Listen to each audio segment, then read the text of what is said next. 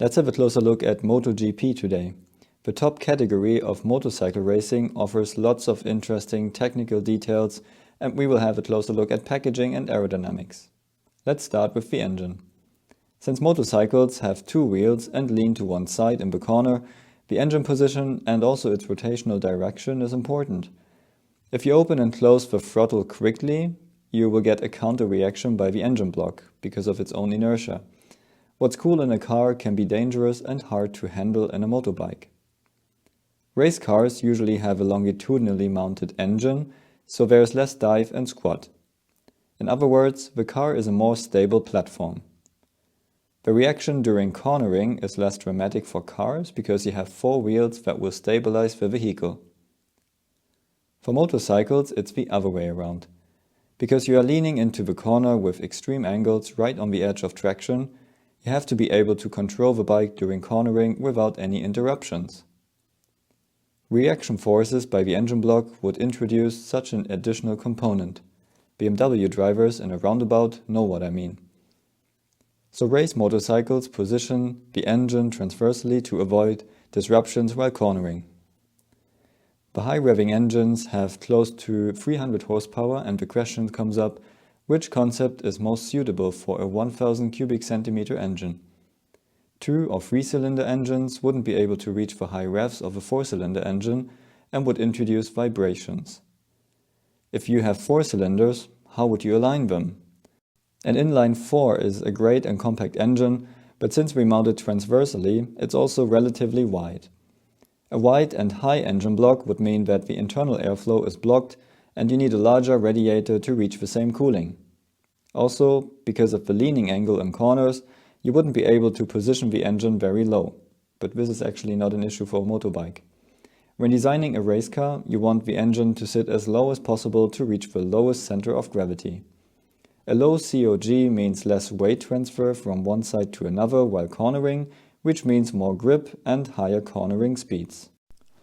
For motorcycles, that's different again. When a bike leans into a corner, the radial force and gravitational force cancel each other out. That basically means that a bike with lower COG needs to lean at a higher angle to drive the same corner with the same speed. But if I have a low sitting inline 4, I cannot lean too much because otherwise it will hit the ground. So I position it higher and accept the more weight transfer during braking and acceleration. Since a motorcycle has only one tire to accelerate the vehicle, the rear tire needs to work at its optimum to deliver the best performance. When analyzing tire behavior, it became clear that the even firing order of an inline 4-cylinder engine is good, but an uneven firing order of a V4 engine is better. It basically overstretches the tire shortly and lets it rest for longer until it's overstretched again. For that reason, V engines became more popular, and even the inline 4-cylinder engines changed to a 90-degree crankshaft that created the same uneven firing order. But V4 engines have other advantages. They are slimmer and lower. Another important factor of the engine is that you get a reaction force while braking and accelerating. And that reaction helps to lift the front wheel when you accelerate out of the corner. That is something you don't want, because you then need to reduce your acceleration to get the wheel back down, so you are slower. The same is true for braking. So if you quickly release the throttle, the engine will create a moment that lifts the rear wheel, and that will lower the brake force you can generate at the back. So to avoid that reaction force, MotoGP teams updated to engines that spin the other way around, creating reaction force in the opposite directions and actually help to keep the wheels on the ground. And now let's come to aerodynamics. As bikes got more powerful and, because of the high COG, the risk of lifting the front wheel at corner exit increased, teams were looking for other ways to keep the front wheel on the ground. They started to add wings to create front downforce. These wings got bigger, and some teams even used 2-element and double-decker designs. The challenge here is that, unlike a car, a bike is not a stable platform and leans into the corner. So the downforce that these wings create will get a significant side force component at 60-degree lean angle. To improve this, teams started angling the wings, so the upper wing in a corner would produce more downforce and less side force. But that also meant that the lower wing is producing even more side force. Here we have to consider that airflow in a corner is curved and not straight. That's also the reason why the correlation for a cornering case between CFD and track is often better than wind tunnel and track. Because a wind tunnel can't do a curved airflow. Air is always flowing in a straight line. If we look at the bike in a corner, teams could design the wings in a way that the upper one is producing downforce while the lower one is stalling. So the lower one is not producing side force anymore.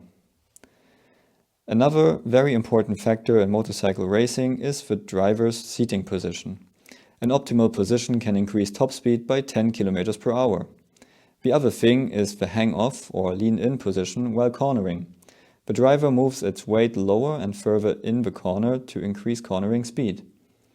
But that position also means that the bike is asymmetrical in that situation, and that's something you could use for your benefit.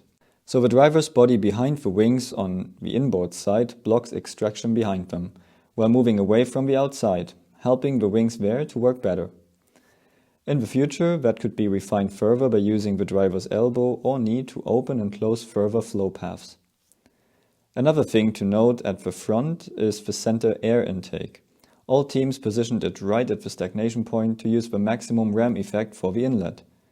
Blocking the flow around it also helps to get more air into this intake. One very interesting feature we saw at Ducati is the downwashing wing at the lower end of the bodywork. When a bike leans into a corner, its bodywork is close to the ground, and you could use that to make it work like an underbody of a car. This could help you to generate downforce directly while cornering without a disturbing side force. If the Ducati is cornering, this air channel gets very close to the ground. It's collecting air and changes its direction to flow on the smooth bodywork side close to the ground. After the lowest point of the bodywork, there is a large radius up, which works like a diffuser. The air underneath the bike is accelerated, hence the pressure reduces, and it creates downforce. So if these ducts worked like diffuser strakes, why didn't they leave them open at the sides? On the straight, the airflow could separate and they wouldn't create much lift. The answer seems to be that they are using these ducts on the straight to blow the front wheel tire squirt away to clean the wake. This could reduce drag and make it harder for other bikes to get a toe behind the Ducati. Another innovative feature of recent bikes are the wheel covers. As we can imagine, they clean up the airflow around the wheels and hence the wake of the bike. But if the bike leans at high angles in a corner, they get pretty close to the ground. If you now bend them intentionally and make them a bit fatter, it won't hurt much on the straight, but it will be a curved surface close to the street, which means higher velocities, lower pressure, and the generation of some downforce. Advantage here is that this downforce is generated directly at the wheel and at the unsprung weight. So the downforce doesn't have to go through the suspension. Since the bikes got more and more powerful and the rear tire is stressed a lot, rear tire cooling became of interest. The rear wheel usually sits in the wake surrounded by exhaust and doesn't experience much cooling. So they designed a multi-element wing in MotoGP that basically directs air 90 degrees upwards against the rotation of the rear wheel and helps to cool the tire surface. This wing also creates downforce, but as we know, while leaning that has a large side force component, and with the rear wheel right behind it, extraction is limited and hence the wing not very efficient. So the main purpose here is the tire cooling. When we look at motorcycle aerodynamics, one of the main reasons why the drag coefficient is relatively high is that there is a large wake behind the bike. The airflow is separated at the windscreen and struggles to reattach on the driver's body. The curvature of the driver's back is often too steep, the leather suit with its seams and folds too uneven, and the rear bodywork too far away. To improve the wake behind the bike, manufacturers started to fill it with bodywork. That created a large volume behind the driver to try to reattach some of the airflow. It's still early days for aerodynamics in MotoGP. There are lots of different tricks and ideas to be tested. But recent years have shown us a fast development pace, lots of innovative ideas and big improvements in terms of performance. How do you like the new Aero generation of MotoGP? Let me know in the comments below.